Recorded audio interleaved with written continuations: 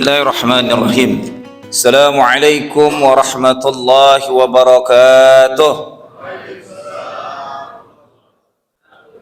Apa kabarnya?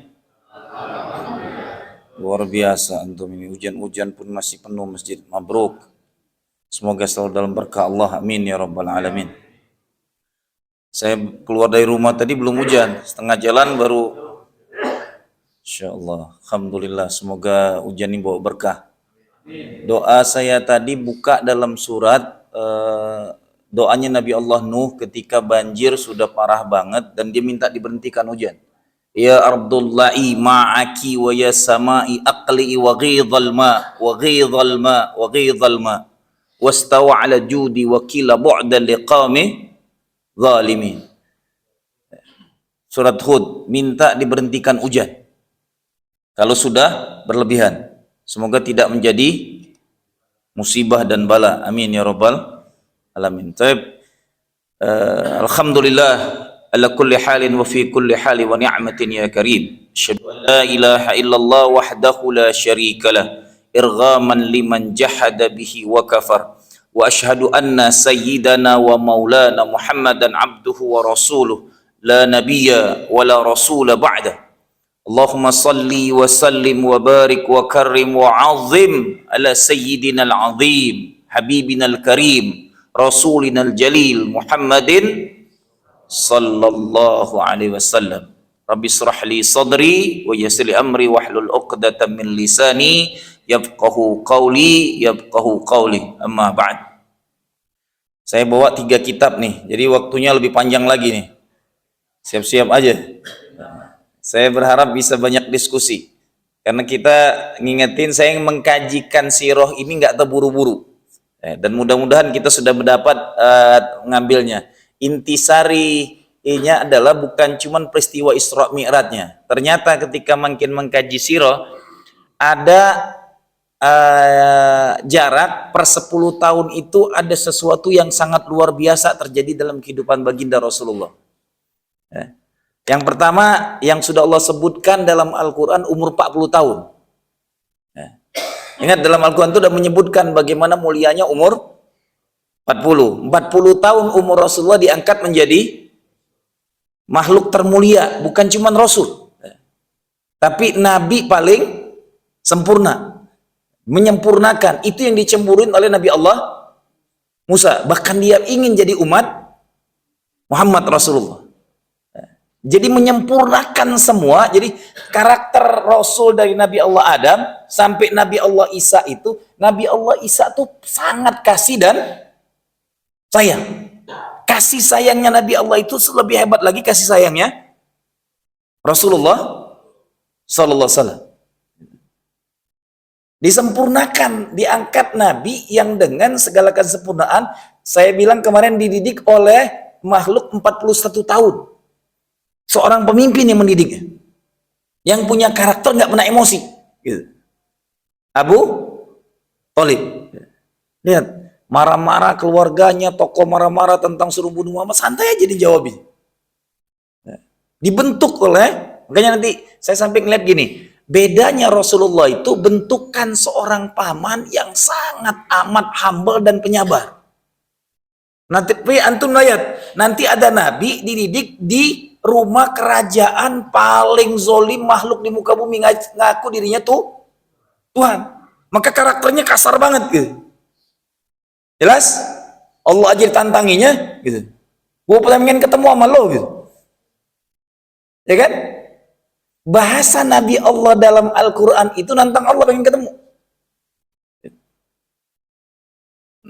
Nantinya dengan Nabi Allah dengan Fir'aun, wah dia perang ujungnya. Karena didikan kerajaan yang paling biadab gitu. Ngaku Tuhan. Berbeda dengan didikan orang yang sangat humble. Umur 40. Baru di umur 50 tahun, 10 tahun setelahnya, kejadian peristiwa paling termahal. Mukjizat paling istimewa. Tidak diberikan ke Nabi siapapun.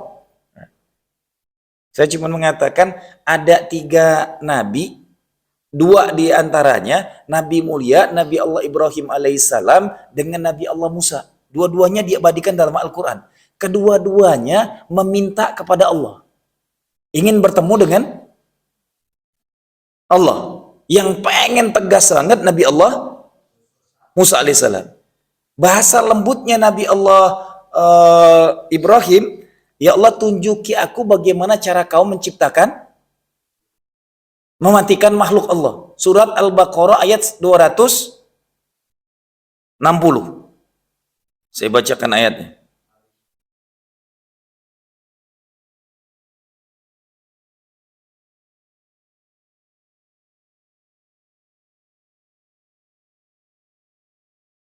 Wa idh qala Ibrahim rabbi arini kaifa tuhyil maut qala awalam tu'min qala bala walakin liyatma'inna qalbi qala fakhudh arba'ata min at-tayr fasurhunna ilayka thumma ij'al ala kulli jabalin minhunna juz'an thumma ad'uhunna ya'tinaka sa'ya wa'lam annallaha azizun hakim. Ini tanya jawab pertanyaan Nabi Allah Ibrahim. Wa iz qala Ibrahim rabbi arini kaifa tuhyil. Dan ingatlah ketika Nabi Allah Ibrahim bertanya kepada Allah, bagaimana proses engkau mematikan makhluk manusia ini? Kaifa tuhyil maut, menghidupkan dari kematian. Qala awalam tu'min. Allah jawab, apakah engkau tidak beriman? Tapi bahasa lembutnya, qala bala walakin liyatma'inna qalbi. Aku sudah beriman ya Allah. Tapi liyatma'inna qalbi, untuk membuat hatiku tenang. Baru disuruh potong satu ekor burung, diletakkan di 4 penjuru mata angin, 4 bukit. Dan nanti burung itu dipanggil, datang dengan cara. Setelah itu baru di situ dia bertasbih. Nabi Allah Ibrahim bukan cuman minta, sekali lagi bukan cuman minta bagaimana menghidupkan yang mati dan mematikan yang hidup biasanya. Tapi Nabi Allah Ibrahim pun proses pencarian Robnya. Di surat Al-An'am 75 sampai 8. Wa idza ra'as samsa hahiya rabbi wa idza ra'al qamara hahiya rabbi. Terus dia proses, dia melihat siang, ini Tuhanku. Pas siang hilang, nggak mungkin Tuhan hilang. Melihat matahari, wah ini cerah banget. Pas matahari hilang, nggak mungkin Tuhanku. Ngelihat bulan, oh ini cakep banget nih bentuknya, sempurna warnanya, nggak panas nggak apa. Tapi ketika dia hilang, inni wajjahtu wajhiya lilladzi fataras samawati wal ardh hanifan muslima wa ma ana minal musyrikin. Ada penyerahan diri, proses dia mencari sang Robnya. Di umur 50 tahunnya baginda mulia dapat keistimewaan. Inilah tanggal 27, walaupun di sebagian ulama masih khilafiyah di tanggal Isra wal Mi'rajnya. Ba'dul ulama, tapi ittifaqul jumhur menyepakati, kalau sudah jumhur ikut yang jumhur. 27 Rajab adalah peristiwa Isra wal Mi'raj. 40 ke 50, 10 tahun. 10 tahun setelah 50 peristiwa paling sakti lagi, yang luar biasa juga terjadi. 40 diangkat Allah menjadi Rasul, 50 tahun diajak dengan mukjizat yang tidak pernah diberikan kepada Nabi siapapun.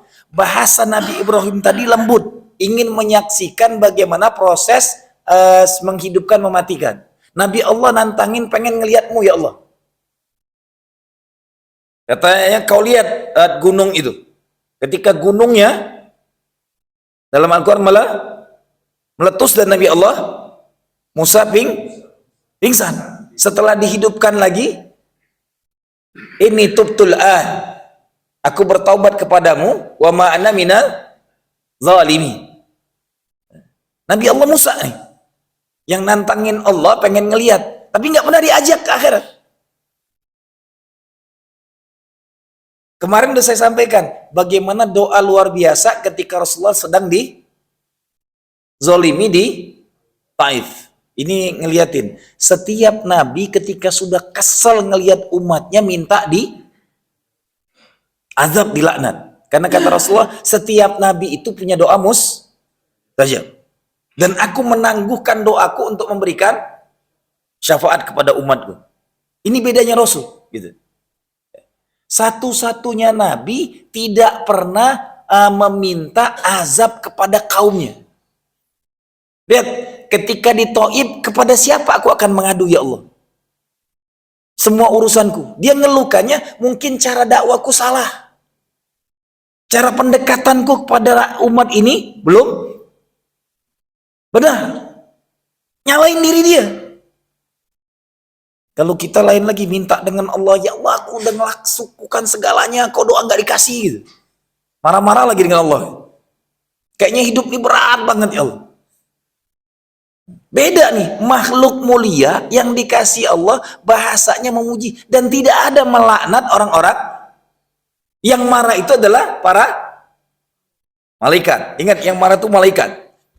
Nanti setelah riwayat Isra Mi'raj ini, 10 tahun selanjutnya ditaklukkan kota yang ngusir dia. Yang saya bilang anti klimaks. Perang berkepanjangan setelah tinggal di Madinah, selama 13 tahun di Mekah disiksa, dibully, diintimidasi, difitnah, pengen dibunuh, dizolimi habis-habisan 13 tahun. 7 tahun setelah tinggal di Madinah, perang terpanjang dengan kampung halamannya sendiri. Ya. Penaklukan kota Mekah di tahun ke-7 Hijriah. 13 tambah 7. 20 tahun dakwahnya. 40, 50 tahun, umur 60 tahun. Makanya kadang-kadang dikatakan orang hati-hati yang umur 60 tahun ke atas nih, pubernya bahaya. Kadang-kadang lebih, ngelihat yang segar-segar lebih ini lagi deh. Nah, Rasulullah umur 60 tahun diberikan riwayatnya luar biasa. Penaklukan kampung halamannya yang perangnya berkepanjangan dengan kampungnya. 40, 50, 60. Semoga yang sudah di umur 60 tahu diri. Ya. Harusnya ini harus jadi sirah kita nih. Umur 50 kita punya sejarah apa? Karena ini sirah.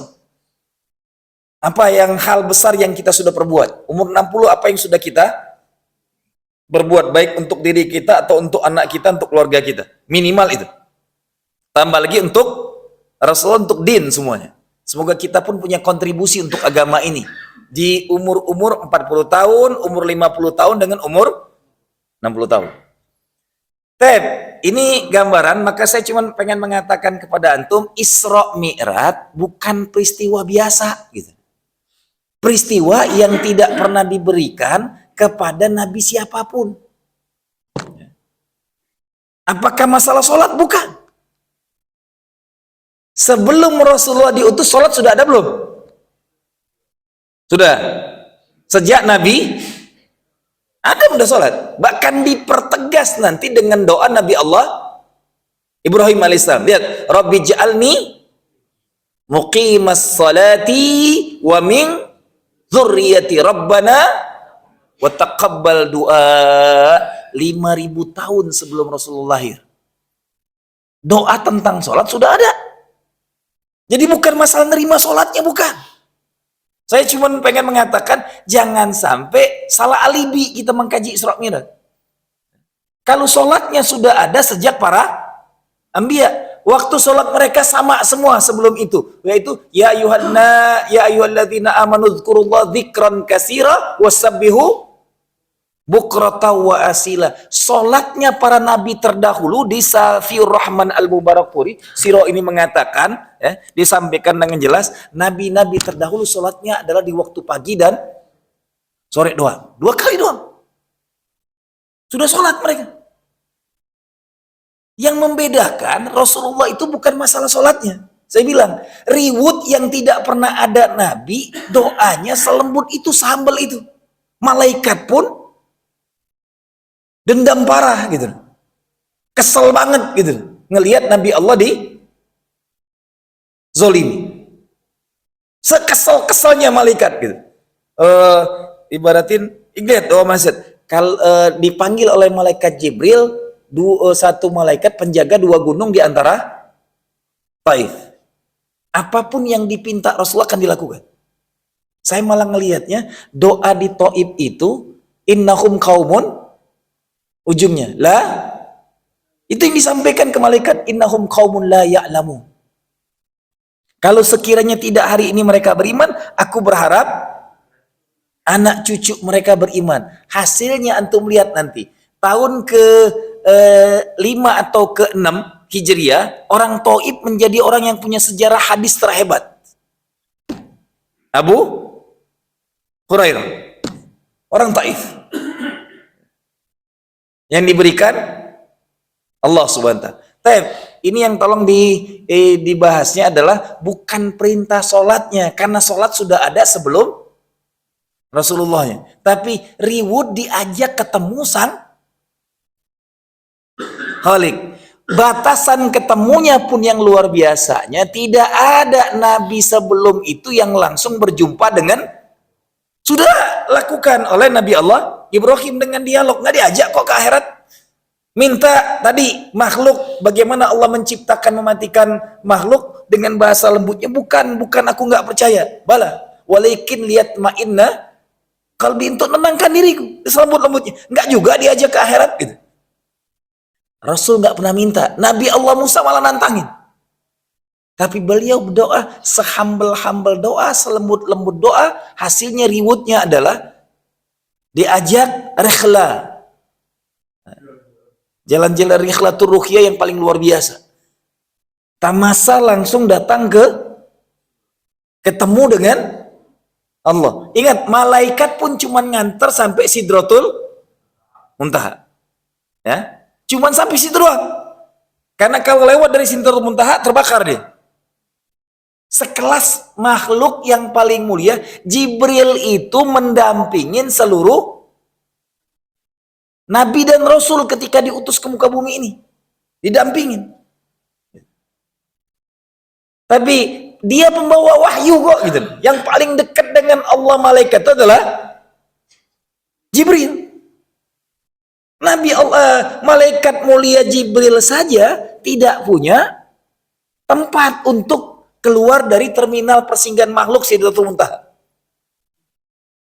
Dan luar biasanya lagi nanti yang saya bilang bulan kemarin, cerdasnya pembimbingnya, mentornya Nabi Allah Musa, apa perintahnya sholat? Berapa waktu? 50 waktu. Langsung, gak mungkin ya Muhammad, umatmu kecil-kecil dan umatku tahu bagaimana beratnya sholat gitu. Minta lagi. Ada dua hadis, dua sirah. Yang satu mengatakan setiap datang kepada Allah diturunkan 5. Di sirah lain Safiur Rahman Al-Mubarakpuri mengatakan sekali diturunkan 10. Habis itu Nabi Allah Musa masih 10, masih berat, datang lagi. Sudah 5 pun Nabi Allah Musa masih suruh minta lagi. Tapi Rasul mengatakan ke Nabi Allah Musa, aku sudah malu. Hebatnya lagi setelah itu didengarkan, cukuplah 5 ini menjadi ketentuanku, dan 5 waktu ini sama dengan sholat 50 waktu. Itulah dalam Islam 1:10. Jadi kita sholat 5 waktu itu pahalanya sama dengan pahala 50 waktu. Jelas? Tafadhol, kalau ada anak pengen diskusinya silakan. Masukan dari antum semua, jangan tanya jawab mulu gitu. Silakan tambahan-tambahan mungkin dari kajian. Anak pengen mengatakan gini, Sirah Isra Mi'raj ini adalah sesuatu mukjizat yang sangat spesial, istimewa. Nah, setiap kita tuh harus menghujam dalam nih memahami.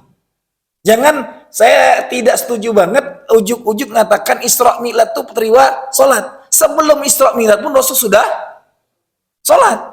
Bahkan sholatnya Rasulullah bukan di waktu pagi dan petang. Sholat inti Rasulullah sholat tahajud.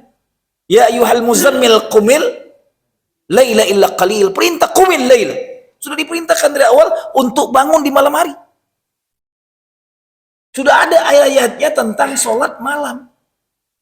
Penghapusan sholat malam itu di surat yang sama ayat ke-20. Baru nggak wajib lagi.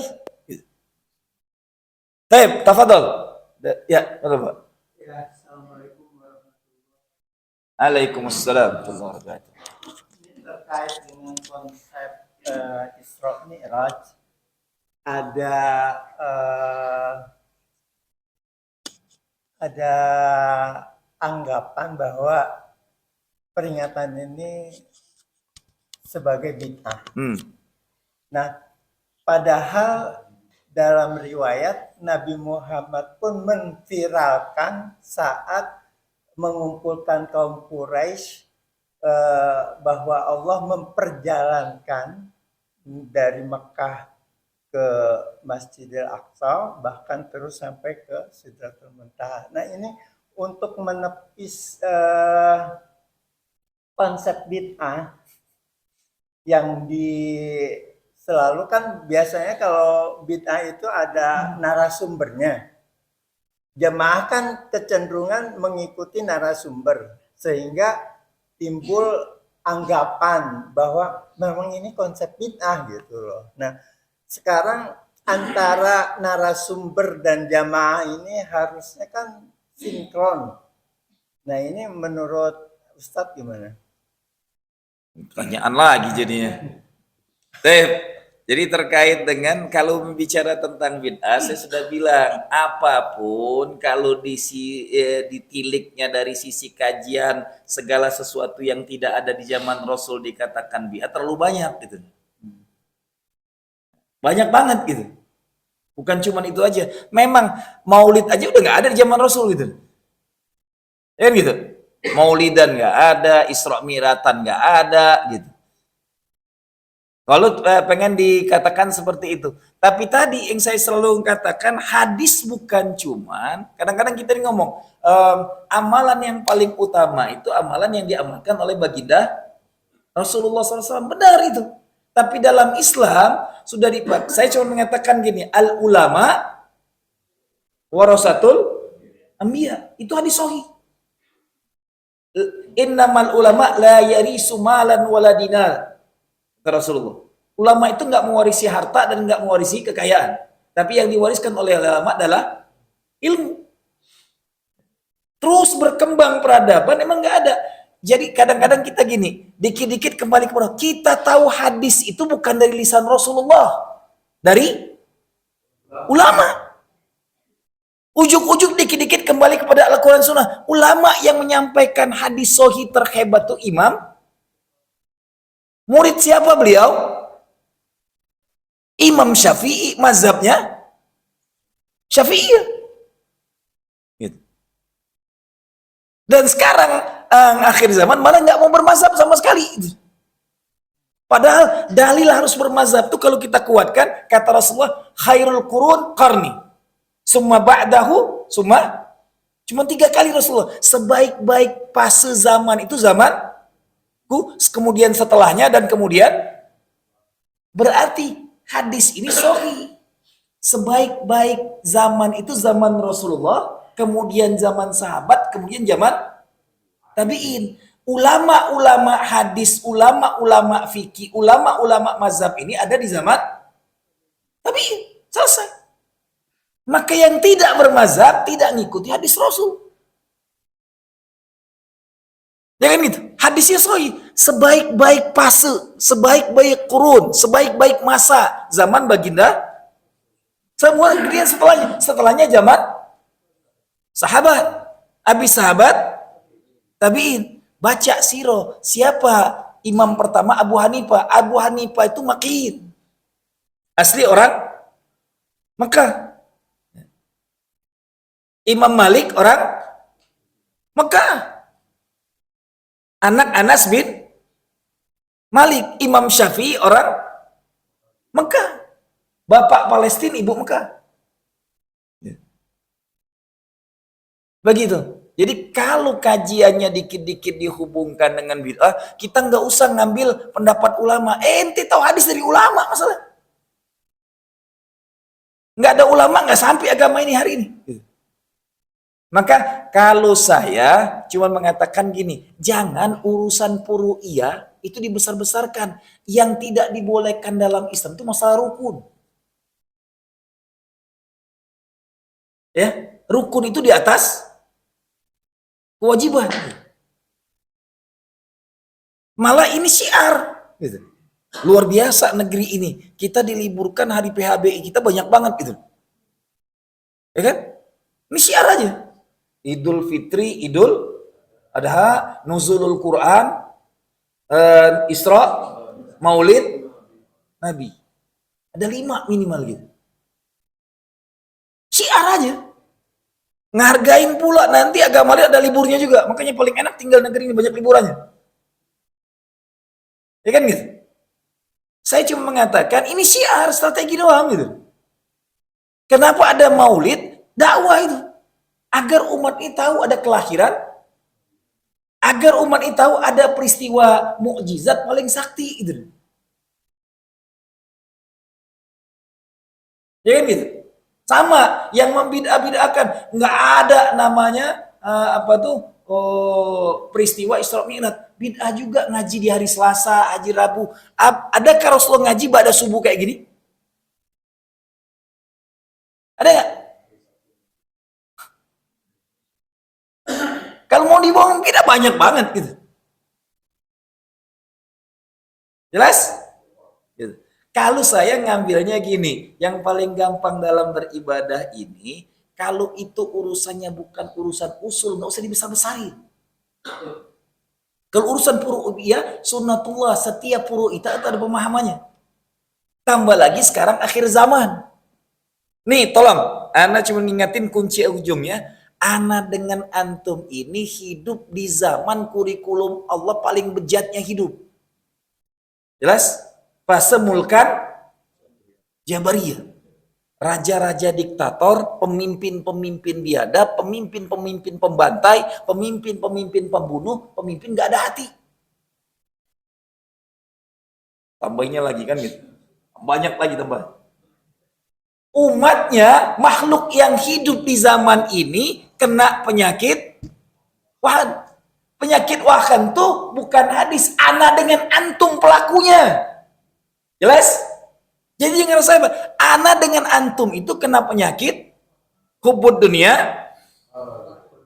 Nah, rata-rata antum siapa yang mau mati sekarang? Agak nunjuk. Tapi nggak ngerasa kita ini kena penyakit, nggak ngerasa. Ana dengan antum kena penyakit itu ini zamannya. Maka hari ini tidak akan bisa antum menyatukan umat ini. Nanti antum gak usah keluar-keluar persatuan umat, kembali kepada Islam kapa, membid'ah, gak usah keluar-keluar itu. Muncul Muhammad bin Abdullah, selesai semuanya menyatu kembali.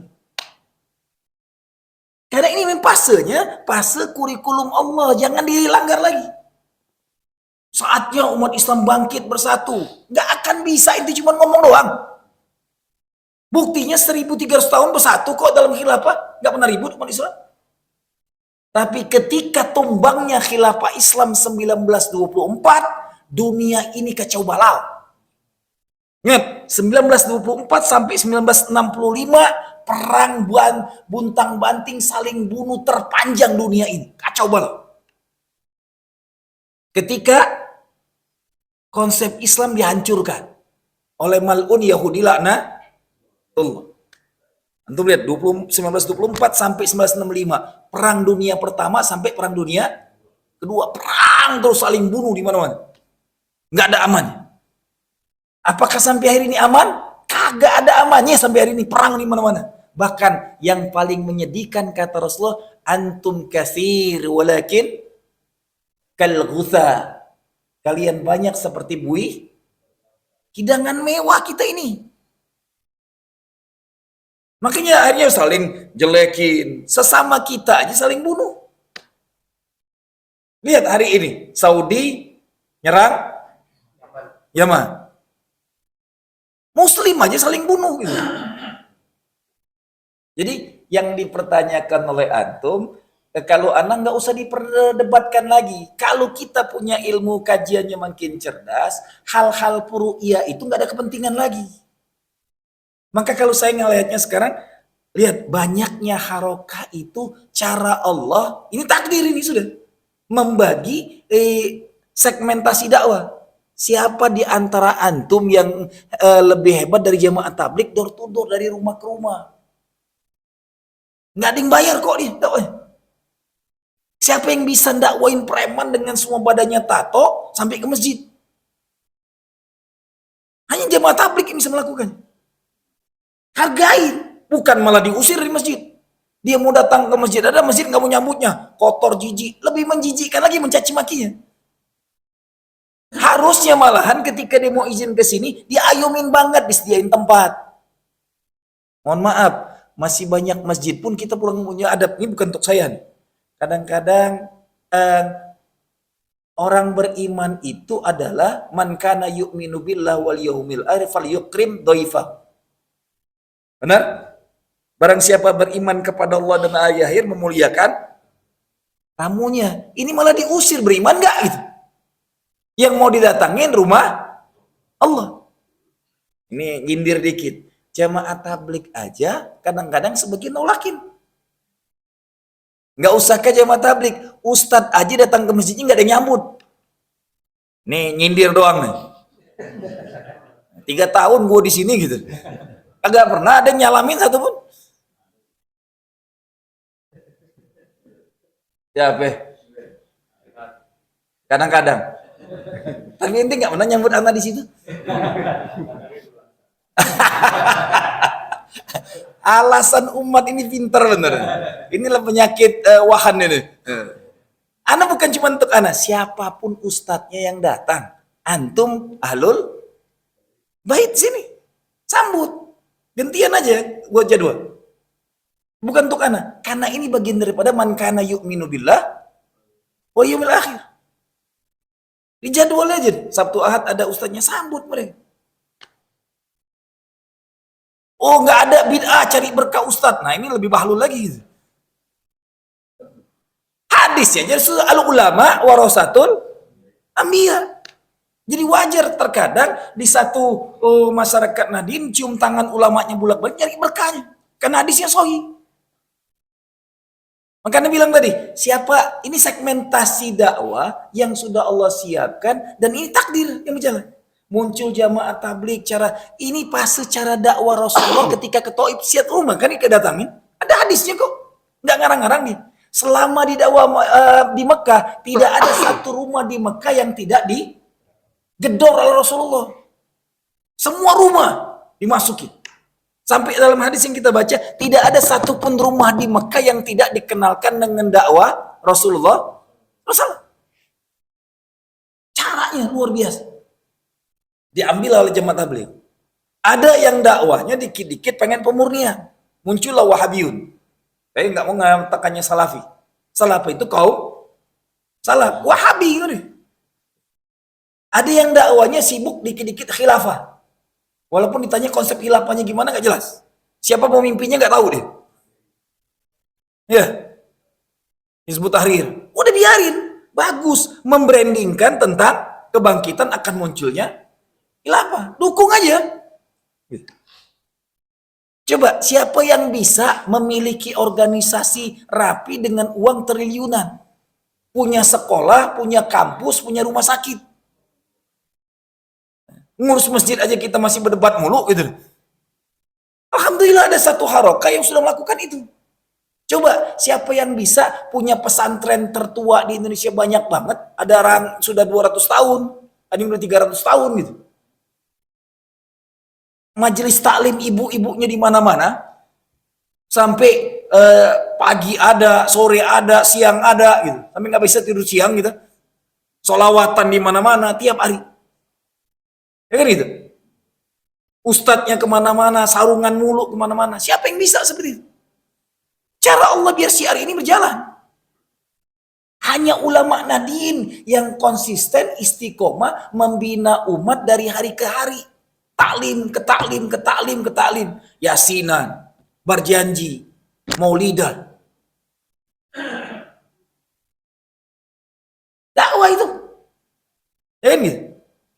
Maka kalau saya cuma mengatakan, hari ini karena kita tidak ada kesatuan umat, muncul masing-masing haroka ini melengkap menutupin khilafah yang hilang.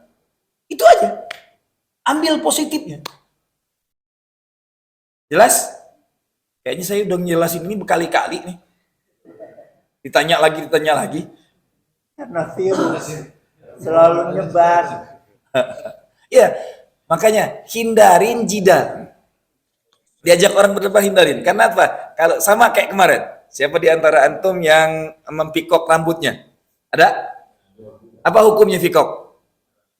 Hah? Haram, ujuk-ujuk langsung haram. Enggak. Hadisnya itu, Rasulullah. Ingat, tidak semua perkataan hadis itu langsung qat'iyah haram. Haram qat'i itu ketika turun dari Al-Quran. Larangan.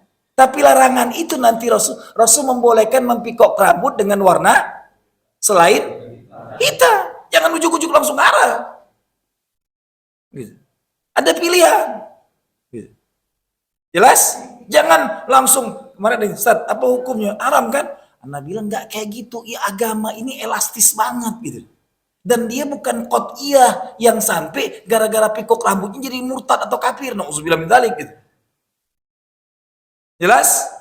Nah, kalau dia pakai zat kimia, ya kan gitu, yang sampai mandi wajib pun nggak terhapus, nah itu hati-hati, semua ibadah kita nggak diterima Allah. Tapi yang tidak memfikoknya, yang tidak menginai sampai warna merah atau warna apapun, tidak sama sekali, setiap uban itu ngapuskan dosa.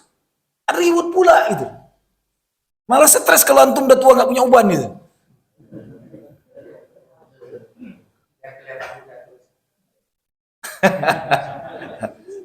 Uban itu peringatan Allah biar makin dekat dengan Allah gitu. Contoh aja gitu. Jadi agama ini mudah. Jangan dipermudah, jangan dipersulit. Itu aja hadis. Jelas? Saya ngajak kajian Isra Mi'raj bukan kajian bid'ah. Betul.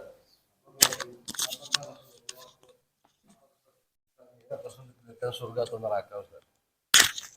Terus yang kedua, kan memang kita awalnya diperintahkan sholat 50 waktu.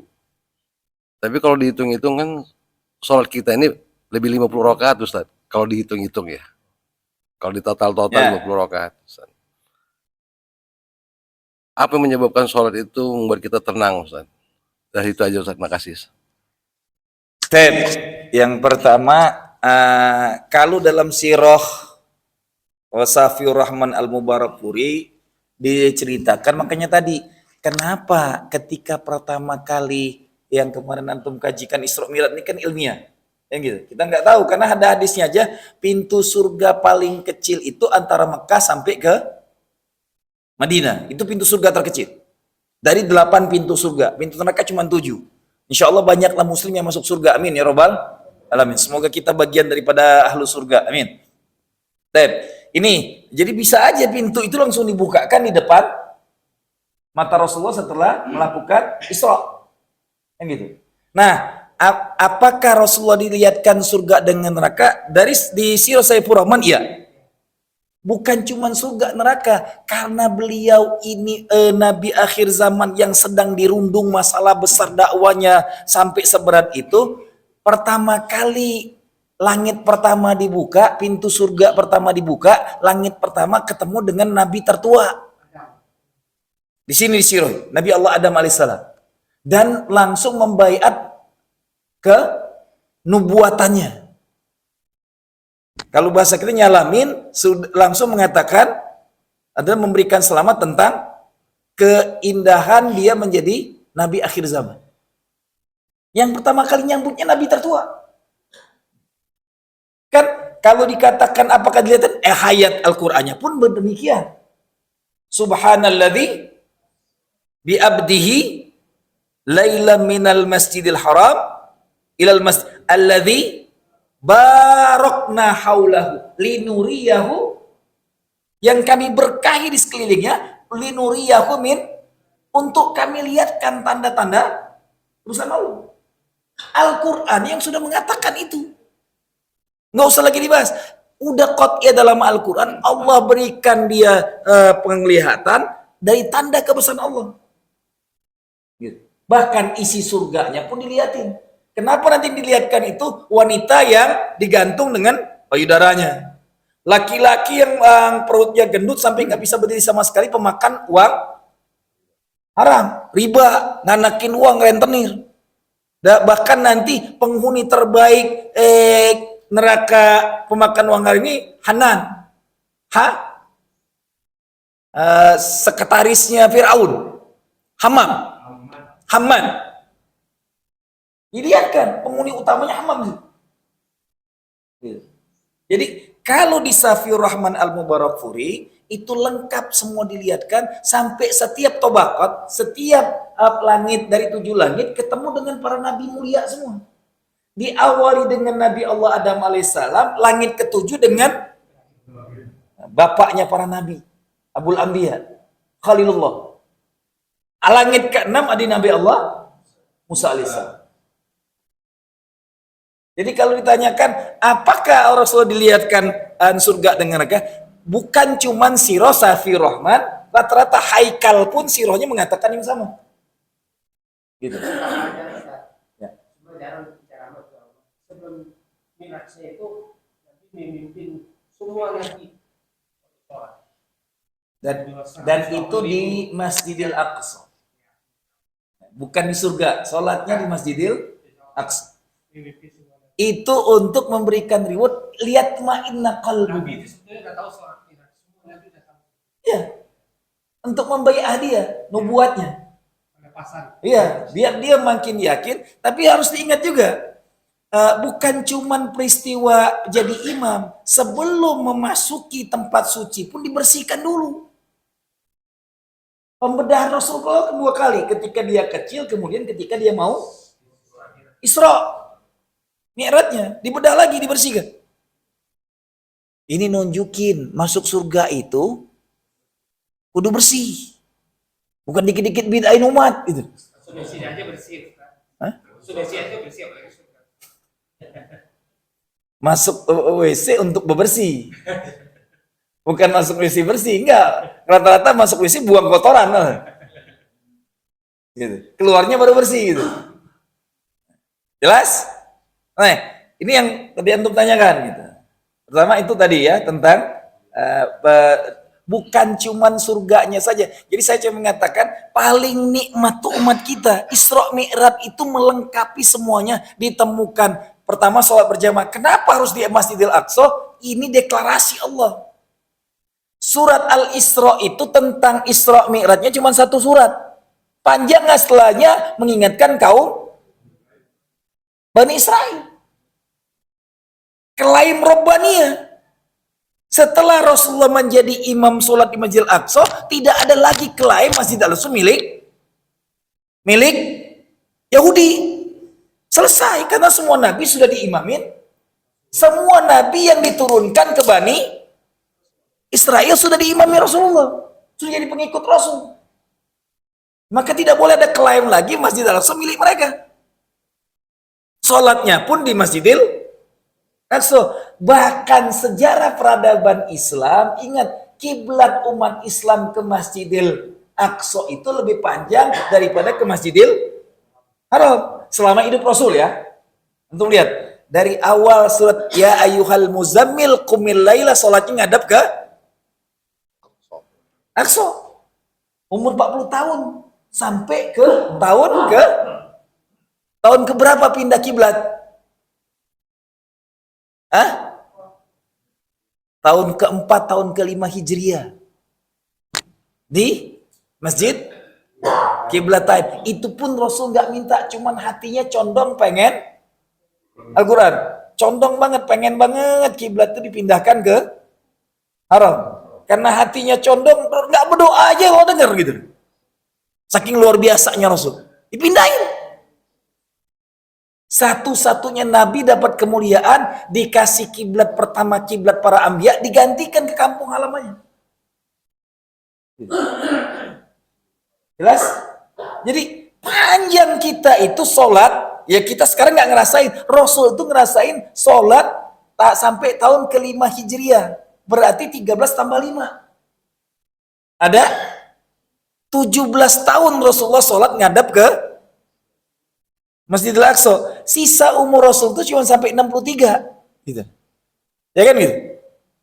Berarti cuma 5 tahun Rasul hidupnya ngadap ke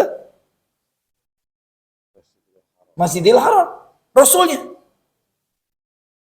Ini yang harus dipahamin gitu. Saking luar biasanya. Jadi benar kata antum teh, bukan cuma peristiwa, ada deklarasi Robbaniyah mengingatkan nabi-nabi saja tunduk Rasul jadi imamnya.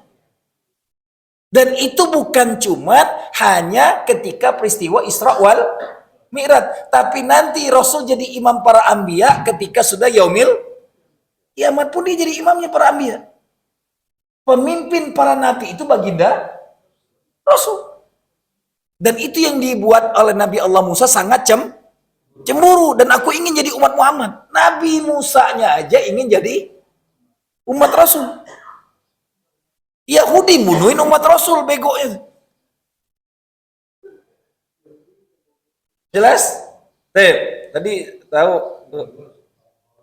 Hah?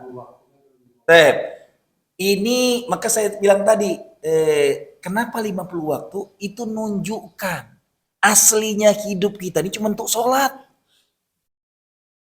Nggak ada yang lain sebenarnya. Perintah Allah hidup ini cuma untuk, yang lain itu sampingan. Halo? Bu? Ya?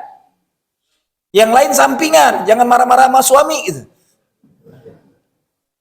Yang utama itu, lihat, wanita mau masuk surga cuma 4 amalannya. Ya kan gitu? Jelas Bu ya?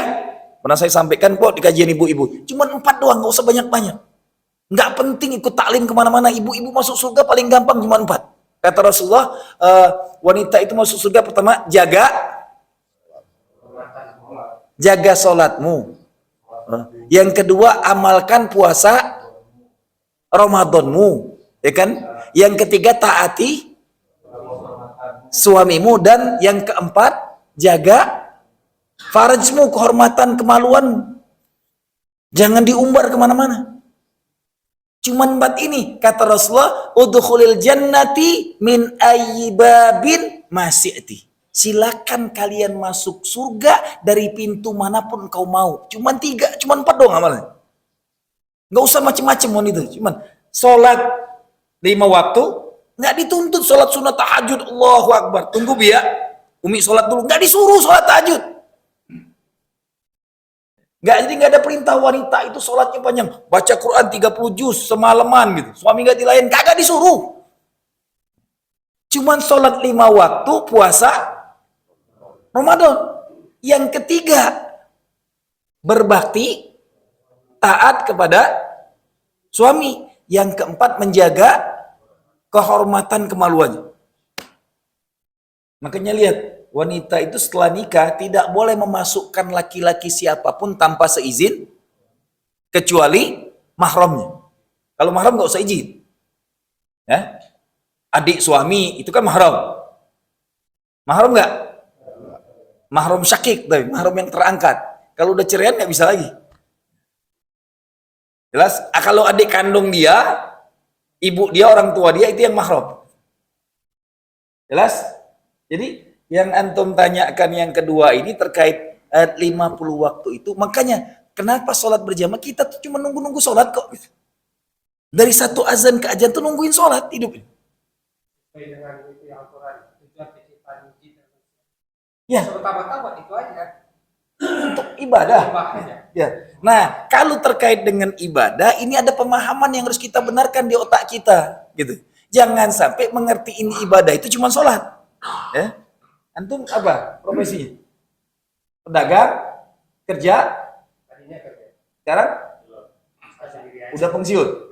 Hah? Kerja di mana? Kerja apa tadi? Kontraktor. Kontraktor pun ibadah. Jadi polisi ibadah. Jadi militer ibadah. Kerja di bank pun ibadah. apapun profesi kita itu, jadi guru ibadah. Jadi jangan sampai mendikotomi ibadah hanya yang mahdoh saja. Segala amalan sekecil apapun ibadah. Didik anak ibadah. Nyiapkan rumah untuk anak istri ibadah.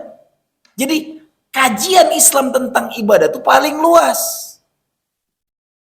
Yang jadi guru ibadah. Maka kalau sudah memahami semua aspek hidup kita ibadah, nggak mungkin korupsi. Nggak mungkin makan uang haram, karena dia ada entitas robbania. Deklarasi kita ini milik Rob kita. Jadi kalau dia tidak paham, semua amal kita ini ujungnya hanya ibadah. Profesi apapun, ibadah. Tolong ini yang dirangkum di otak kita. Sehebat apapun, seluar biasa apapun antum, semua profesi itu ibadah. Bukan malah nyanyi dalam dosa gitu. Nauzubillah min. Sama. Taklim di sini niatkan ibadah. Dan duduk sila dengerin doang sudah ngapusin dosa. Makanya Islam sistem ya. Jadi bangun tidur sampai tidur lagi. Jadi Itulah. dari detik ke detik. Ya. Tidur ibadah di Ramadan. Di luar Ramadan kagak ada pahalanya. Hanya Ramadan doang. An-naumu shaim ibadah. Hanya bagi orang yang berpuasa. Yang tidak puasa tidurnya kagak ada pahala, kagak ada dosa. Ayat tidur di kajian. Oh, lebih ibadah lagi. Tidur di kajian itu ilmu sakti murid Imam Syafi'i. Ada dalilnya. Imam Syafi'i setiap belajar tidur dia. Tapi kalau ditanya langsung. Nah kalau antum ditanya pelengak-pelengok dia. Beda ilmu. Iya. Sirah tuh ada. Imam Syafi'i itu setiap belajar tidur. Tapi setiap ditanya gurunya langsung bisa jawab. Fadl. Salam.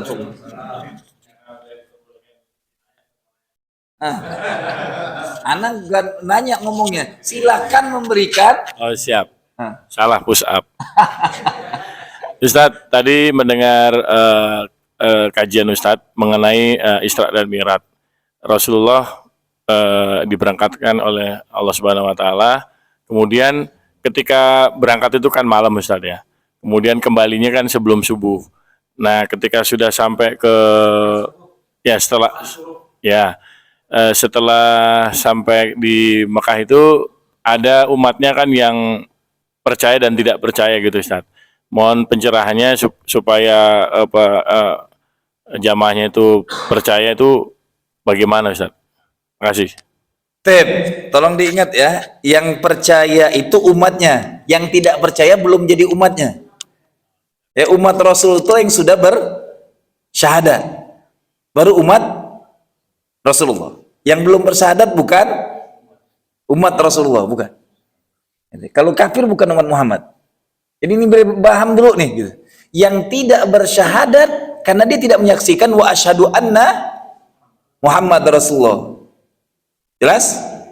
Jadi terpecahnya ketika peristiwa Isra wal Mi'raj itu kan tadi wa min ayati. Jadi tanda-tandanya sudah dilihatin semua. Nanti kan dalam perjalanan naik buruk dari Mekah ke Masjidil Aqsa dipertunjukkan ada kabilah dagang. Sampai dalam sirah semua buku sirah tuh sampai Rasul ngambil bejana dari meminumnya dan menutupnya kembali. Dan Rasul disaksikan ada unta yang lepas gitu dari ikatannya. Nanti ketika jamaah itu pulang, nanti kalau mereka pulang kalian tanya, mereka punya unta yang lepas. Dan bukan cuma itu saja, ditanyakan kalau emang engkau sudah pernah pergi ke Masjidil Aqsa, sebutkan ada berapa tiangnya, segalanya. Antum bayangin di zaman itu langsung dibukakan kamera Allah. Kalau sekarang kan enak nih. Udah masuk akal di TV. Enggak, kamera depan mata dia langsung. Dipertunjukkan oleh Allah tentang, karena kan cuma malam hari. Dibukakan semuanya tentang. Saya mau tambahin aja. Ya. Pada peristiwa itu kan Abu Lahab menemui Abu Bakar dan Abu Bakar kembali orang Abu. Ya. Nah, pada saat itu Abu Bakar bilang, ya Rasulullah, engkau kan belum pernah ke Palestina. Perjalanan Palestina itu sebulan berangkat dan sebulan balik. Jadi selama 2 bulan. Dan Anda Rasulullah tidak akan mungkin kalau belum pernah ke sana menceritakan. Kalau benar-benar peristiwa Isra Mi'raj, ya Rasulullah, kata Abu Bakar, tolong jelasin secara detail bagaimana pintu gerbangnya, bagaimana bentuk rumah-rumahnya. Dan itu dijelasin sama Rasulullah. Gimana bentuk? Ya. Padahal Rasulullah sendiri tidak pernah ke Palestina.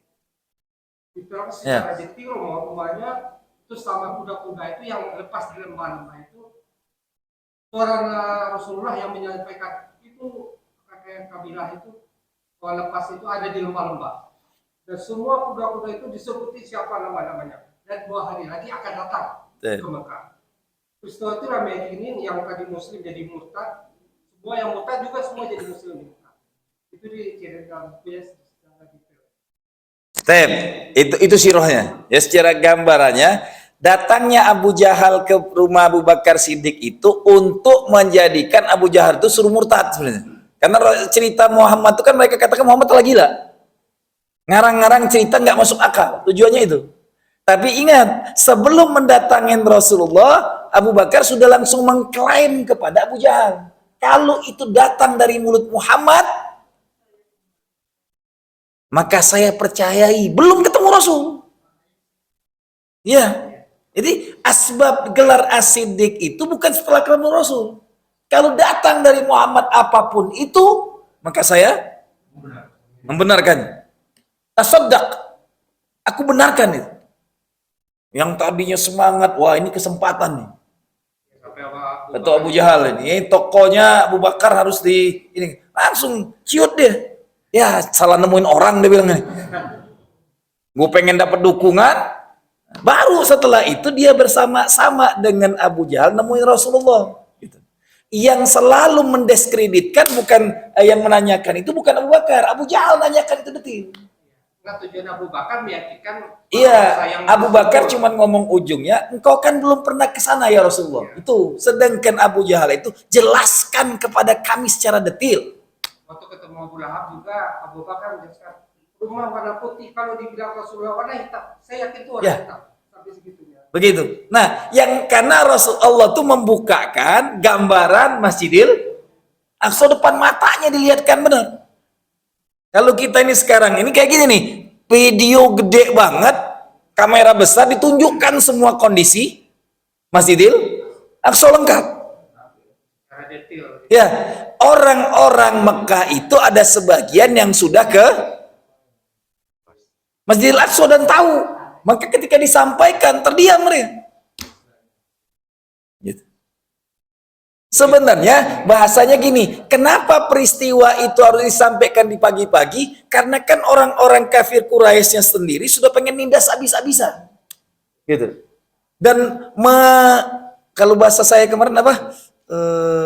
Yang sekarang kalau untuk jilat-jilat umat Islam ini memviralkan brand negatif tentang Rasulullah SAW, pendusta, Rasulullah itu ahli sihir, ngarang-ngarang semua agama, kan terus dikarang oleh orang kafir. Dengan peristiwa ini adalah hujah bagi Rasulullah menguatkan posisi dia di Mekah.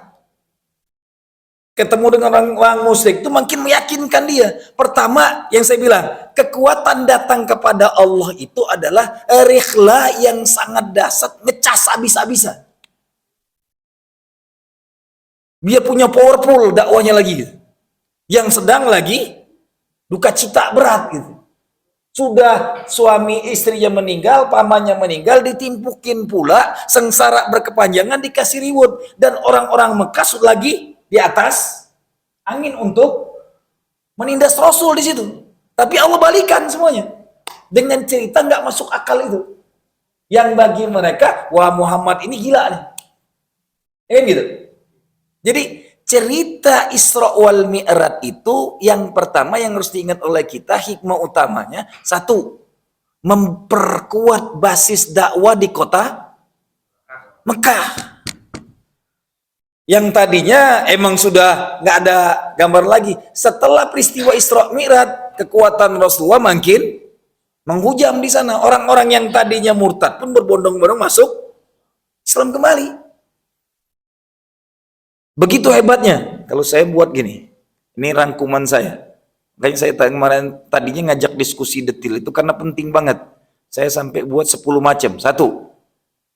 Mukjizat paling istimewa diberikan Allah kepada hamba, pilihan yang paling mulia yang Allah cintai melebihi segala kemuliaan makhluk ciptaannya. 1. Satu-satunya Rasul yang diuji dengan ujian paling berat tapi tidak meminta laknat untuk kaumnya. Satu-satunya. Jelas? Ini pertama. Yang kedua, tahun duka cita yang paling berat dirasakan tapi beliau masih tetap istiqomah husnuzon dengan Allah Subhanahu wa ta'ala. Yang saya bilang, ilahi, wahai Tuhanku, kemana lagi aku akan mengadu? Doa Rasulullah yang sangat luar biasa ketika duduk di bawah pohon sebelum ketemu dengan Adas. Baik, itu. Yang ketiga, derita 10 tahun yang sangat berat dari kaumnya tidak membuat beliau kehilangan motivasi Rabbani. Ujian yang sangat berat itu tidak membuat dia patah arang. Yang di tengah kita tahu setiap nabi ketika diuji dengan kaumnya selalu minta laknat bagi umatnya. Ini Rasul tidak. Tahap 3 tahap kemuliaan yang sudah saya jelaskan tadi, umur 40, umur 50, umur 60. Salat itu amalan yang sudah dikerjakan oleh seluruh nabi. Yang saya bilang tadi. Ingat, bukan peristiwa salatnya, tapi riwayat salat ini dipertegas. Satu-satunya dari 5 rukun Islam. Ya. Ingat, Rasulullah itu baru dirukunkan rukun Islam itu setelah tinggal di Madinah. Bahkan tadi jangan dilewatkan juga, setelah sampai di Masjidil Aqsa Rasulullah dikasih 2 minuman. Ya. Belas? 1 susu, 1 khamar. 1 madu. Baik. Itu bukan di surga ketika akan sampai di Masjidil Aqsa, walaupun ada khilafiah nanti mengatakan sampai di surga. Saya cuma mengatakan ketiga-tiga ini kenapa disodorkan Rasulullah? Karena zaman itu belum ada titah syariat mengharamkan khamar. Ingat, khamar itu diharamkan setelah tinggal di Madinah. Itu pun prosesnya 3 kali. Ya. Khamar itu ada manfaatnya, besar mudaratnya. Pertama cuma ngingetin itu. Yang kedua, wala taqrabus shalah wa antum sukara. Jangan kamu melaksanakan sholat dalam keadaan. Larangan pertama minum khamar itu dalam keadaan mabuk nggak boleh. Masih boleh tripping waktu itu, mabuk. Yang melakukannya kenapa ditegur? Karena Umar bin Khattab mau sholat mabuk dulu. Gitu. Jadi baru innamal khamru wal maisiru wal azlamu wal ansabu rijzum min a'mali syaitan fajtanibu. Baru bertahap. Jadi kalau dikajinya jangan kok Nabi dikasih khamar, emang belum ada pengharaman. Andai Nabi milihnya khamar, wah enak bebas gitu. Enggak, jangan istighfar, nanti di surga khamar itu halal. Karena sudah ada sungainya. Jelas? Ini cuma ujian doang kok gitu dibuat nih. Gitu. Lihat, daging paling nikmat itu daging babi dan unta. Bagi Yahudi babi dan unta haram. Kita dikasih 1 nih, untanya halal. Makanya Muslim gak makan unta itu salah sunnah, gak mengkaji gitu. Dan sampai detik ini babi tetap, bagi orang yang menikmatinya, daging babi itu nikmat banget gitu. Karena emang sengaja dibuat untuk ujian doang. Jelas? Jadi, ya, betul. Ini Ustaz, pada saat selesainya Mi'raj itu, kan Rasulullah di depan Ka'bah. Ya. Pada saat suruk. Ah, Itu Abu Lahab kan lewat.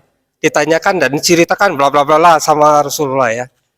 Nah, habis itu ya Rasulullah, ya Muhammad, saya akan kumpulin orang. Ya lewat WA, lewat apalah grup kumpul semua. Tujuan utamanya itu kan mempermalukan Rasul. ya. Nah, jadi pertanyaan saya, ini kan ponakannya sendiri sampai segitu jahatnya benar ya, mempermalukan dia sama kayak di alun-alun Pamula gitu.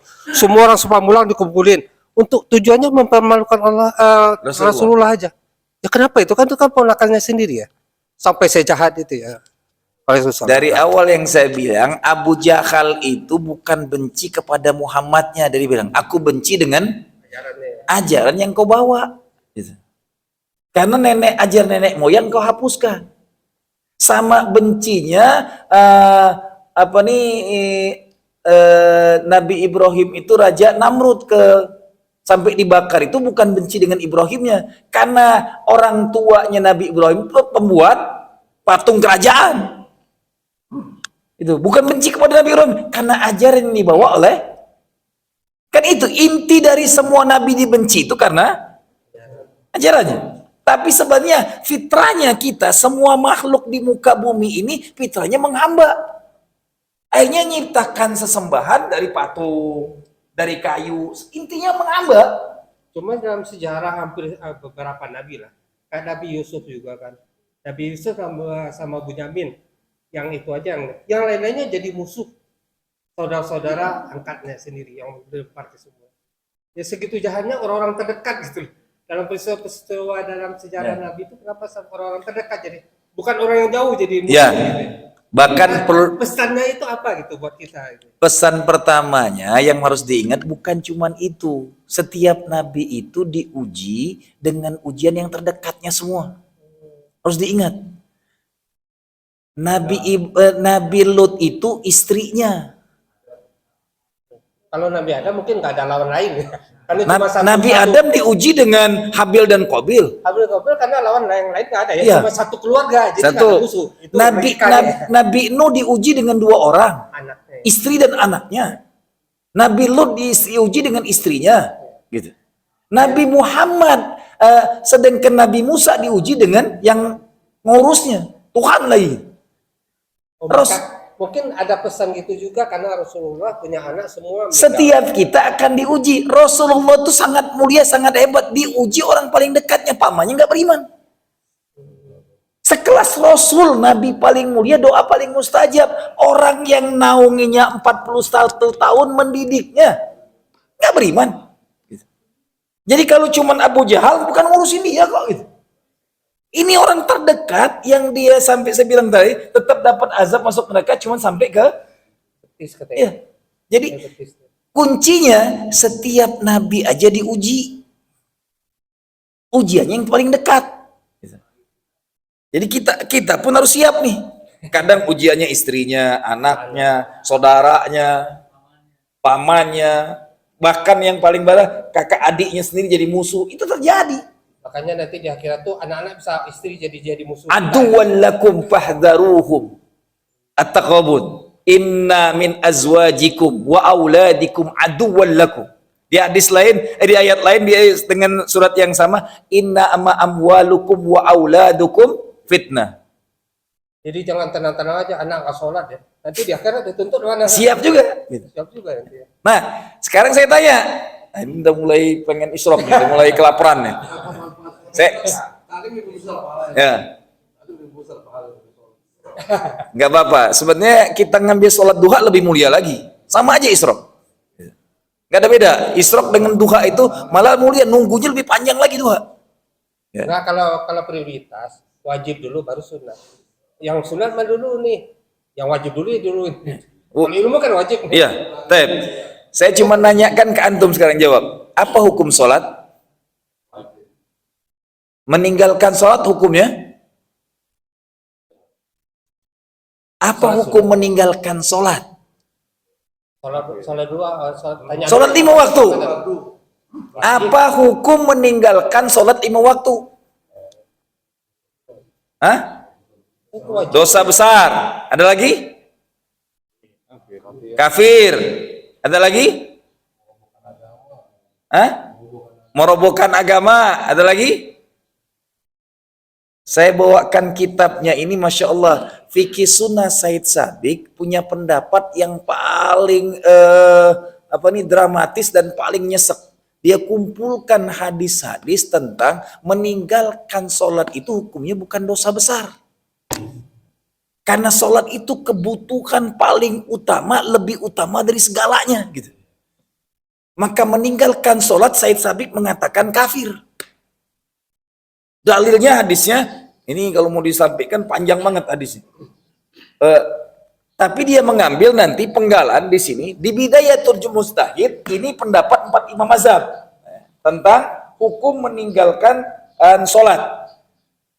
Mengenai orang yang meninggalkan sholat bukan karena mengingkari kewajiban, para ulama berbeda pendapat. Satu, sebagian ulama berpendapat ia harus dibunuh. Allahu Akbar, na'udzubillah min dzalik. Yang kedua, sebagian yang lain berpendapat diberikan hukuman dan dipenjarakan. Ulama yang menetapkan hukuman mati berbeda pendapat. Di antaranya mereka ada yang menetapkan hukuman mati karena kufur. Ia adalah pendapat Imam Ahmad. Jadi kalau Imam Ahmad tegas, satu-satunya imam dari 4 mazhab paling tegas, Imam Ahmad mengatakan meninggalkan sholat itu kafir. Imam Ahmad. 3 imam lain mengatakan, Ishaq, Ibnul Mubarak, ada juga yang menyatakan wajib dibunuh sebagai hukuman. Ini adalah pendapat Imam Malik, Imam Syafi'i, Imam Abu Hanifah dan para pengikutnya. Sementara Abu Zuhair berpendapat mesti ditahzir dan dipenjarakan sehingga dia melakukan sholat. Satu imam, ini kalau kita ambil 4 mazhab aja, gak usah imam yang lain. Mazhab pertama Imam Ahmad bin Hambal, itu mengatakan kafir. 3 mazhab mengatakan harus dibunuh. Dibunuh. Imam Malik, Imam Syafi'i, Imam Abu Hanifah. Tegas banget di sini. Pendapat 3 imam ini adalah Imam Malik, Imam Syafi'i, Imam Abu Hanifah dan para pengikutnya mengatakan dia harus dibunuh. Banyak banget hari ini yang kita harus bunuh nih. Nauzubillah min dzalik. Jadi ninggalin sholat ini bukan hal sepele. Perkara paling penting dalam kehidupan setiap muslim. Jadi jangan sampai kita mengatakan sholat itu cuma butuh karena Isra Mi'rajnya. Bukan, ini hal terpentingnya sampai harus dideklarasikan, di Isra Mi'rajkan. Ketemu Isra Mi'raj itu yang tadinya semua nabi sholatnya sama, ini memayiz, pembeda. Baru umat Muhammad diberikan sholat 5 waktu sama dengan 50 waktu. Yang umat Musa saja tidak sanggup melaksanakannya. Kita inilah umat pilihan. Maka meninggalkan sholat itu meninggalkan dasar agama paling esensi. Tiang agama ya. Ya. As-sholatu imaduddin. Paman tarokaha faqad hadamaddin. Sholat itu adalah tiang agama. Ninggalkan sholat, ninggalkan Islam. Disitulah Imam Ahmad bin Hambal mengatakan sholat, meninggalkan sholat kafir. 3 mazhab tegas pula dibunuh. Jadi hari ini tolong Imam Syafi'i aja berpendapatnya, kitabnya Bidayatul Mujtahid. Saya terjemahannya punya, aslinya punya gitu. Saya baca semalam dua-duanya. Ternyata setegas itu pendapat 4 mazhab. Jadi nggak ada yang mengatakan dosa besar, nggak ada. Jadi kalau dosa besar turun grade dia. Cuma dosa doang. Ya. Lah, dalilnya kalau Imam Ahmad mengatakan ngapa nanti Imam mengatakan kafir, karena cuma ada dalam Al-Qur'an itu sholat lalai aja neraka wail. Fawailul lil. Lah, sekarang sholat lalai aja masuk neraka, cuma lalai nih. Yang ninggalin bukan lagi neraka, kafir nih. Setegas itu Imam Ahmad. Bayangin kita udah sholat lalai saja masih masuk neraka. Makanya rewardnya nanti luar biasa, surat Al-Mu'minun, ya kan? dengan kata Allah surat ke-9 sampai 11. Orang-orang yang menjaga salatnya. Tempat mereka di Jannatul Firdaus. Ketika ada ancaman neraka wail bagi yang salat, bagi orang-orang mukmin yang salatnya tumakninah khusyuk, tempatnya surga Firdaus. Semoga kita yang di sana. Amin. Ya Rabbal alamin. Ya, fadhal. Amin. Amin, amin. Ya. Ustadz pernah ditanya sama Rasulullah kepada Umar, sahabat Tapi Umar bin beliau Khattab. ini sedikit motong. Antum setujunya pasti kalau sholat hukumnya kafir, dia paling setuju itu. Jadi siapa ditanya sama Rasulullah, siapakah paling kau cintai manusia gitu. Umar menyatakan cinta pada dirinya gitu. Dijawab sama Rasulullah, tidak Umar, kau harus mencintaiku gitu. Kenapa harus mencintai Rasulullah, Ustaz? Makasih Ustaz. Kalau ditanya kenapa harus mencintai Rasulullah, tidak ada makhluk lebih mulia untuk dicintai di muka bumi ini melebihi cinta kepada Rasulullah. Karena sekali lagi ngapa? Kekasih Allah. Allah menciptakan makhluk mulia itu malaikat. Ya kan itu. Habis malaikat para rasul, di bawah para rasul para anbiya. Di antara tingkatan malaikat, rasul, anbiya, Rasulullah ini malaikat itu makhluk udah paling mulia banget, pembantu setia kepada Allah, di atasnya malaikat Rasulullah. Kekasih paling mulianya Allah. Kalau sudah makhluk ini kekasih termulia Allah, yang tidak mencintainya nggak ngerti kekasih mulia. Memuliakan Rasulullah memahamkan diri kita akan dicintai oleh Allah. Lihat, hari paling mulia itu bukan Idul Fitri, Idul Adha, bukan. Karena itu sholatnya cuma sholat sunnah. Jelas? Hari paling mulia itu hari Jumat. Sholatnya pun rukun. Kalau sholat Idul Fitri antum tinggal pun nggak berdosa. Meninggalkan Jumat sampai 2 gelarnya, kafir, zimmi atau munafik. Kafah itu aja gelarnya cuma.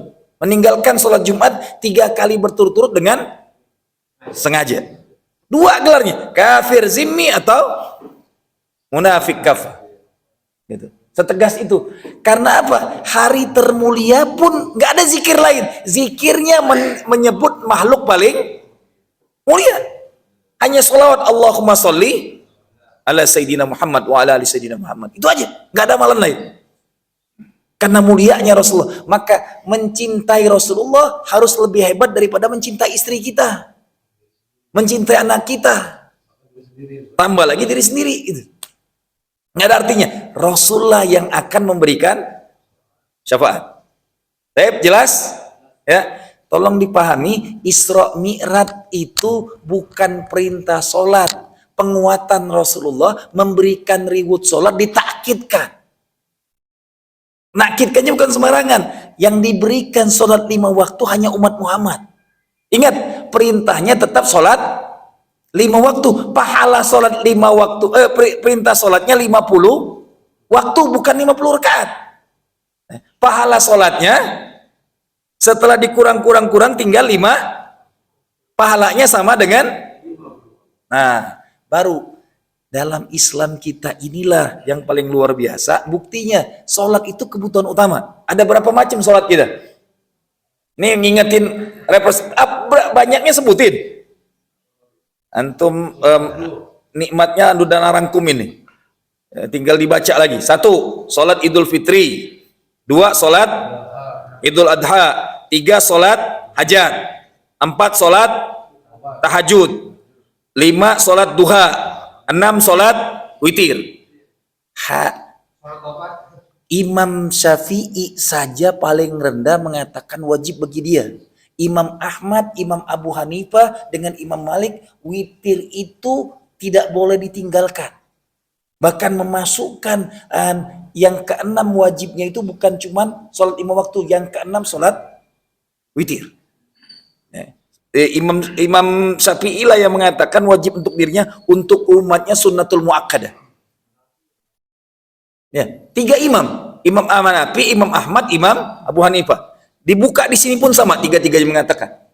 Baik, ini sholat witir, kemudian sholat yang tidak banyak dikenal masih jadi khilafi awabin. Sholat 6 rakaat ba'da maghrib. Ada maghrib, awabin. Kemudian yang ke-8 sholat gerhana matahari, gerhana bulan. Sholat tarawih, sholat rawatib, qobliyah, ba'diyah. Kemudian sholat istikharah, sholat tahiyatul masjid, sholat istisqa, minta hujan, sholat tasbih, ada nasnya, minimal seumur hidup sekali, sholat tahiyatul wudu, dan terakhir sholat sunnah menjelang sholat Jumat. Disunnahkan sebanyak-banyaknya sholat ketika sudah datang sampai khatib tegak di atas, mau sampai 10-20 rakaat tafadhol. Isyraq sudah. Makanya Rasulullah 18 macam sholat, lebih dari 50. makanya waktu itu Jumatan Rasulullah sampai berhenti karena orang nggak sholat pas datang ke masjid. Tahiyatul masjid. Sampai menghentikan khutbah. Sholat tahiyatul masjid itu sangat sunnah muakkadah. Ya, tadi ditegurnya pun di waktu khotib Jumat Rasulullah. Jadi orang yang masbuk sholat Jumat itu jangan langsung duduk. Sholat sunnah tahiyatul masjid. Sholat tahiyatul masjid itu saking muakkadanya itu bebas waktu. Satu-satunya sholat, mau lagi terbit matahari, mau terbenam matahari, datang ke masjid sholat. Hanya itu aja sholat yang buat bebas kapanpun sholatnya. Karena ngapa? Itu adab. Adab biar masuk masjid itu dalam keadaan suci, tujuannya itu. Makanya saya termasuk ulama yang nggak setuju wanita hadas masuk dalam masjid. Karena mau masuk ke masjid suruh sholat dulu. Saya termasuk pendapat itu karena ini nasnya. Nggak mungkin ada hadis ditegur lagi khutbah Jumat itu sakral. Rukun sholat, kum sallu rakaatain. Lagi khutbah. Saking sakralnya. Makanya kenapa harus sholat? Agar masuk masjid itu sudah wudhu dan suci. Bisa sholat tahiyatul masjid. Jadi satu-satunya sholat yang bebas zona. Kan ada waktu yang dilarang sholat. Ba'da duhur, ba'da asar. Ya, bukan ba'da maghrib, ba'da asar. Kemudian setelah zawal, setelah dilarangnya sholat duha. Gitu. Sampai terbit sholat azan duhur. Itu pun sangat dimakruhkan sholat. Tapi tahiyatul masjid bebas. Itu. Ada. Ya, adab masjid. Dan tolong yang punya masjid, adabnya juga tamu diterima. Disalamin, cari berkahnya. Bukan keluhan saya, bukan.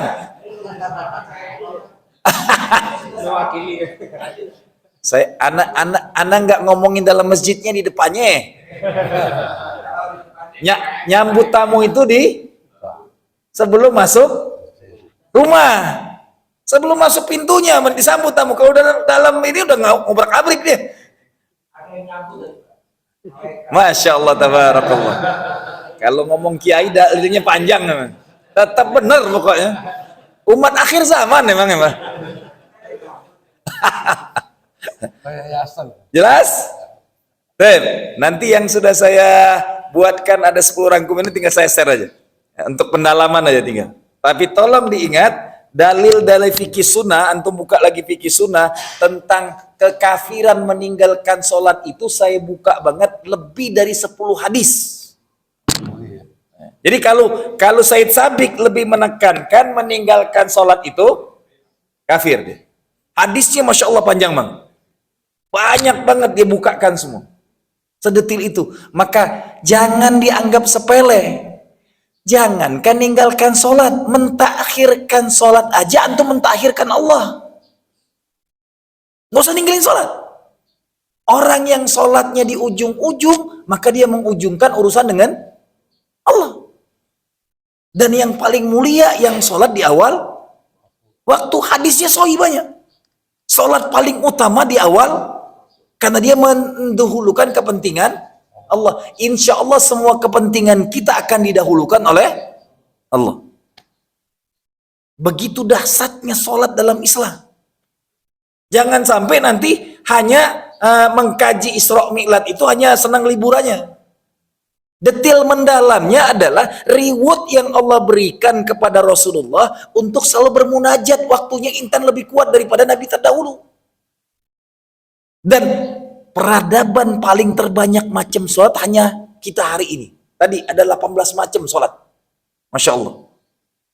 Artinya hidup kita ini hanya untuk sholat dan sholat dan sholat. Lihat, lagi penat banyak masalah, sholat hajat. Malam hari suruh sholat duha, tahajud. Pagi-pagi pengen melejitkan. Kalau pengen minta rezeki, salah, setiap kita sudah punya rezekinya. Duha itu melejitkan, berlipat-lipat rezeki yang tadinya 1 bisa 10 kali lipat. Jadi jangan salah, sholat duha itu bukan minta rezeki, itu udah ada, gak usah dipinta lagi. Jelas? Melejitkan rezeki antum sholat duha. Biar yang tadinya 1 bisa 10 kali lipat, karena setiap ganjaran sholat itu 10. Jelas? Yang tadinya rezeki antum harus diturunkan 10 tahun yang akan datang, bisa turun hari ini dengan duha. Duhanya Rasulullah berapa? 12 rakaat. Kapan waktunya? Jam 10 sampai ke jam 11. Itu waktu duha termahal, yang tidak semua orang melakukannya. Rata-rata kan kita duhanya jam 8, jam 7, itu waktu biasa banyak orang. Yang paling berat itu waktu termahal tadi. Ya, baru setelah jam setengah 11 sampai ke duhur, itulah sunnahnya khailullah. Tidur sampai nyender di dinding. Kita banyak melakukannya pas dengar ceramah subuh dengan khutbah Jumat. Babgoknya kita. Tempat yang salah gitu. Khailullah itu sunnah. Waktunya setelah Rasul sholat duha sampai ke azan, dan tidak membatalkan sholat, tidak membatalkan wudhu. Luar biasa. Nyenderan tuh, norak pun gak masalah. Dia tidak membatalkan wudhu. Saking luar biasanya. Dan tidur khailullah itu tidur paling sehat. Antum lihat, yang sudah tidur waktu Jumat pulang ke rumah gak ngantuk lagi dia. Seger banget. Salahnya lagi tetangga sebelahnya didiemin. Sunnahnya yang kata, kalau antum sebelah antum tidur, suruh bangunkan di tepak. Kalau masih di tepak nggak bisa, usir dia, pindah tempat. Hadisnya gitu, pindah dia. Antum bergeser, ajak, ente pindah sini, anak situ. Dengan bergerak akhirnya dia melek. Halo, jangan dengerin doang, amalin.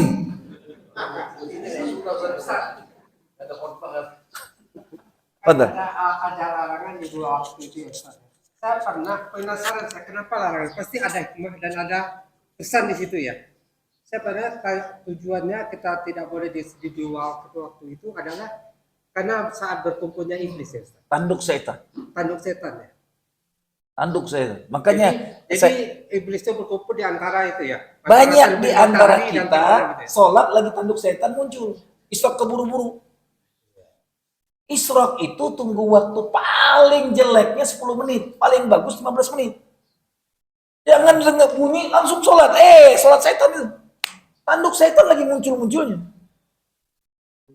Dilarang itu karena sedang tanduk setan terbit, sedang tanduk setan nutup sore hari. Makanya di sini waktunya sangat dimakruhkan. Berhati-hati jangan sholat di waktu tanduk setan lagi terbit. Banyak mau langsung ibu-ibu nutup hordeng. Hati-hati kalau masih, kasih waktu jeda 10 menit dari bunyi jam. Kadang-kadang nggak sabaran, mau ngajar lah mau ngapa. Nah ini kadang-kadang buat dalil sendiri aja gitu nih. Umat akhir zaman lah. Wahan. Terburu-buru, tergesa-gesa. Nah, baru ujungnya hati-hati umat akhir zaman tuh kena penyakit ain. Bu, ya, lagi pengajian kalau ada yang moto ditinggalin pengajiannya, foto duluan. Hah?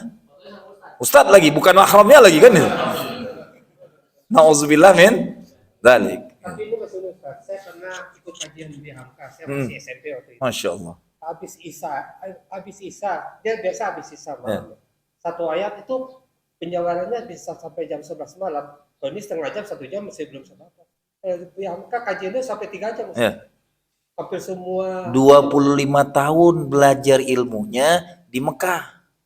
Dia nggak ada gelar sarjana, tapi tapi majelisnya waktu nggak terasa. Oh iya. 3 jam. luar biasa tafsirnya, Masya Allah.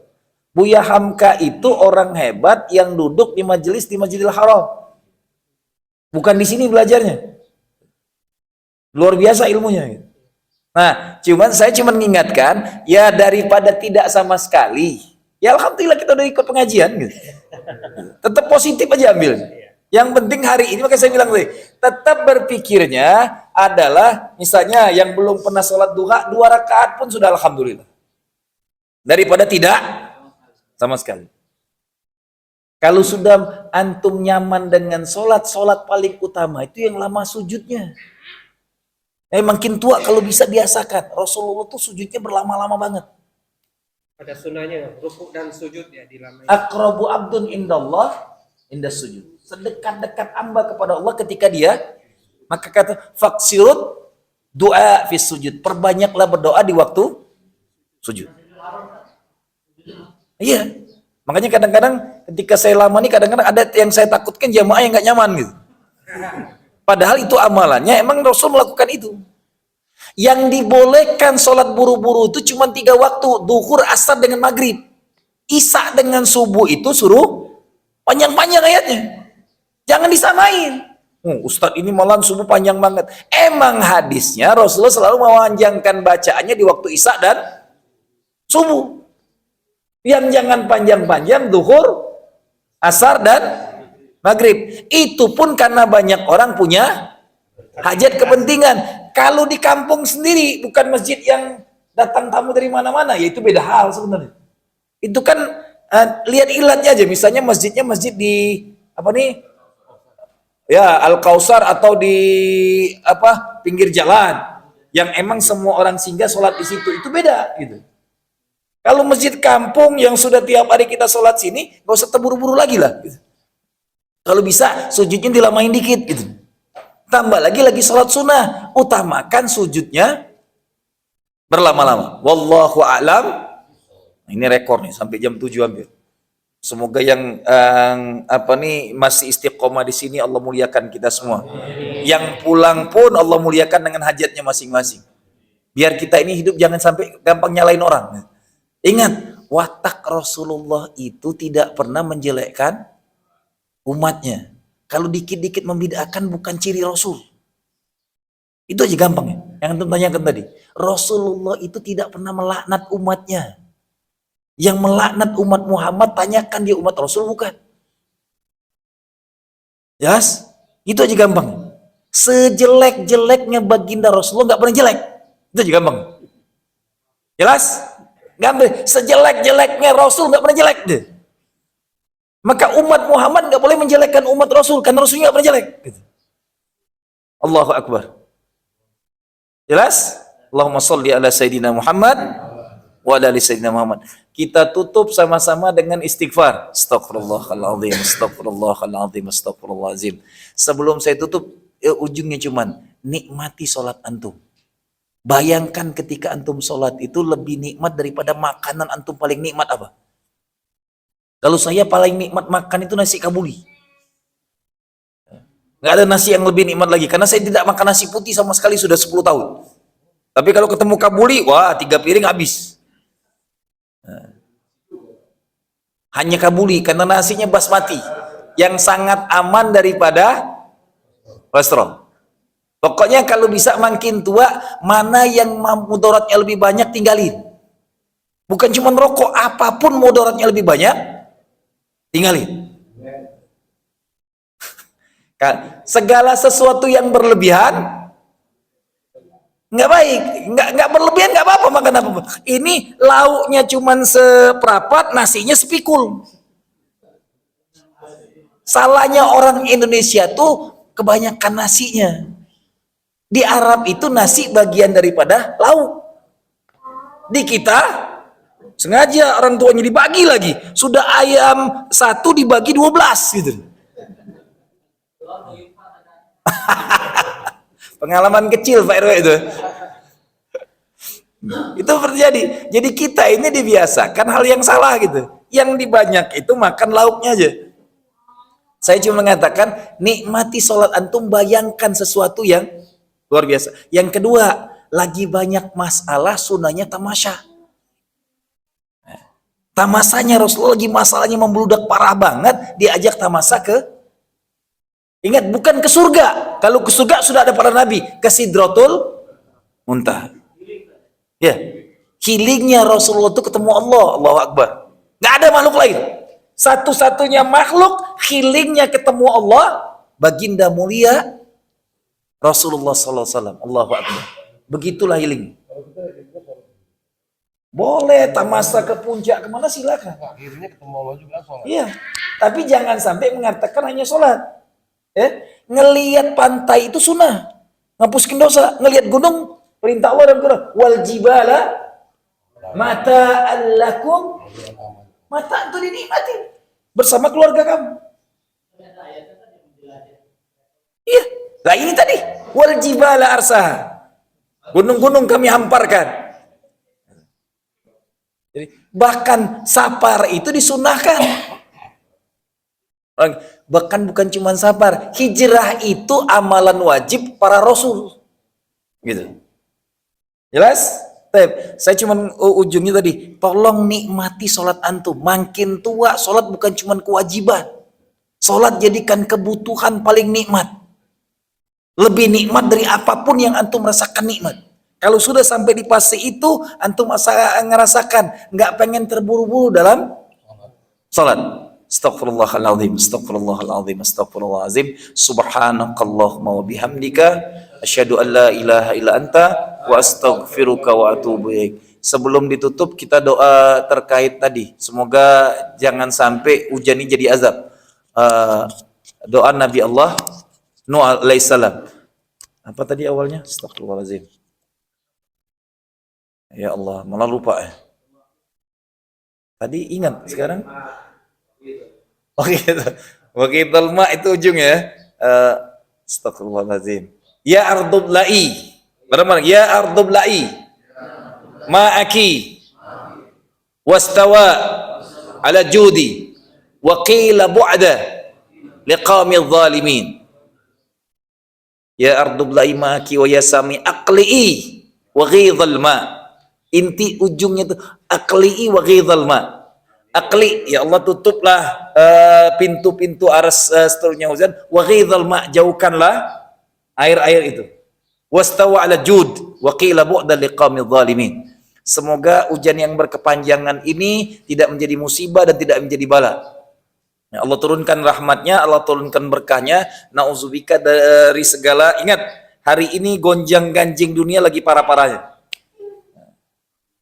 Semoga kita makin kencang ibadahnya, bukan makin kencang diskusi politiknya.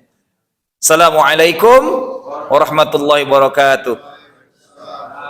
Sallallahu ala sallallahu alaihi wasallam. Sallallahu alaihi wasallam.